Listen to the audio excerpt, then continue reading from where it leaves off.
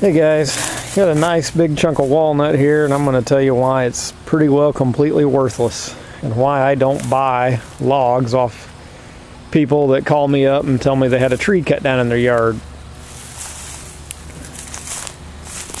And this is a nice chunk of walnut down here at the base. It's nearly 30 inches across.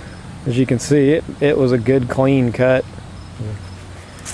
I'm not sure how the lighting's coming through right now with the sun on my back, but it was a good clean cut on this side. We had actually nipped a piece of metal on this side. Or no, this side we had actually made this good clean cut with an old blade and had just stepped up to a new blade. And that was the last side we cut. I'll start out from the beginning. So we started on this side, smoothing this up, getting it flattened off, and we hit some metal. And I am shocked we actually made it through this cut. We hit metal right there. This big chunk was something I dug out from a previous cut. I bored in with a chainsaw. We hit metal there. We hit metal there.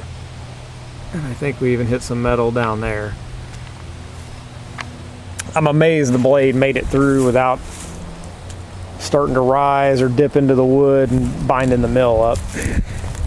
That big hunk right there, that was from a previous cut 2 inches above this cut. It was about a 5-inch long spike. It was probably 3/16 in diameter. And I bored in with the chainsaw, dug it out. These other ones didn't show up. They didn't even show up as dark spots. So we put a new blade on, started making another cut, and bam, we hit metal right off the gate.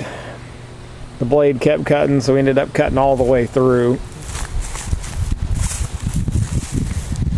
And then this end, you can see, we decided to flip it. We were 2 blades in by this point. We decided to flip it. As you can see, I made a cut and trued it up to about this point right here. I made another cut, cleaned it up the full length.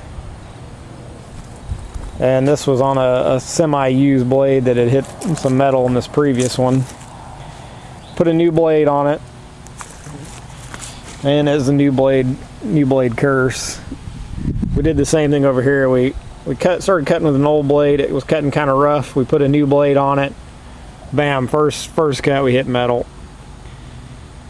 That blade started waving real bad, so we put another blade on, made another cut, hit metal, but that blade kept going, and we ended up making this final cut on that same blade. Came over here, did the same thing with that old blade, got it roughed in, thought we were in good shape, put the new blade on, made this good true cut right here.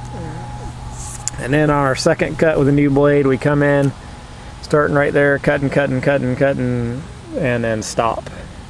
Because we hit metal again on this side. And as you can see, there's no staining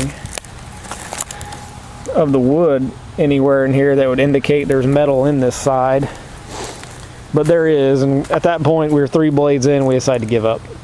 It's not worth the effort to keep trying to saw. I mean, this is a nice piece of walnut, and I wanted to make it right for the customer and get them some boards out of this thing. So we put our effort into it. We tried. We toasted 3 blades, which luckily it didn't take the teeth off of them. It just gummed them up with soft metal on the tips. So I think they're good candidates for resharp. This is why people's yard trees are useless and not worth any money, because the majority of the time they've got stuff in them. And you could say, well, you should have scanned it with a metal detector. That's fine. That probably would have worked for this tree, but I've seen trees with crotches and other things in them that, or even where limbs jutted out of them that had rocks in them, buried in them. I mean, kids like to play in the yard. Tree's got a little hole in it. They'll throw a bunch of rocks in it. Sometimes that tree will cover that hole over as it grows, and it's not just metal. There's all kinds of stuff in these trees, and that come out of yards. Unless I'm working with a tree service that I'm familiar with and I know they got a section of log that was out of a real tall section of the tree, maybe I'll take that kind of stuff. Or if it came out of a park that didn't have signs nailed to it. If I can go and pick it up from where it was cut, I can sort of evaluate if I think it's a high risk or low risk. That's one way to do it. I mean, even if you get stuff off a logger that came out of a forest, you never know. Somebody could have been there years prior, hung up with no hunting signs. I mean, there's always a risk, but the risk on those trees is really low. The risk on trees that come out of people's yard is really high, and that's why, in my eyes, they're pretty well useless. I won't pay anyone for those kind of trees. And besides, if you want stuff out of people's yards, you can go to the tree services. Most of them burn the stuff anyway, so you can get it for free if you'll come pick it up, or sometimes they'll even drop it off to you for free. There's no point in paying somebody to take a tree out of their yard, even if it is white oak or walnut, because you can get it for free. So that's my little rant on what we saw this weekend, and why logs that come out of people's out of yards are just completely worthless. Because really, the customer was here.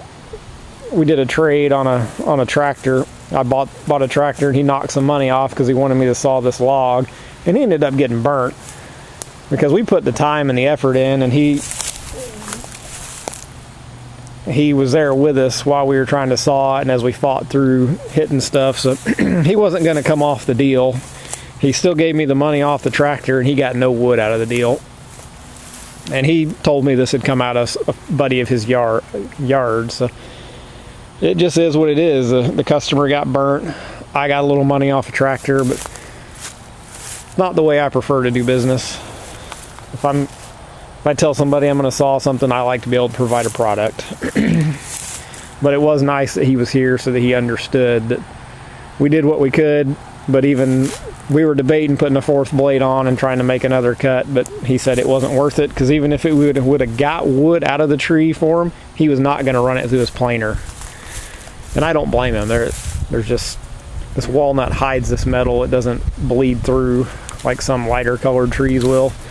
If you've got metal in a tree, you'll see a dark spot. A lighter color wood will bleed that dark spot deeper through the tree, it seems like, and this walnut doesn't seem like it bleeds that color through, because you can see we're just 2 inches under here, and we hit something and there's no bleed through at all. So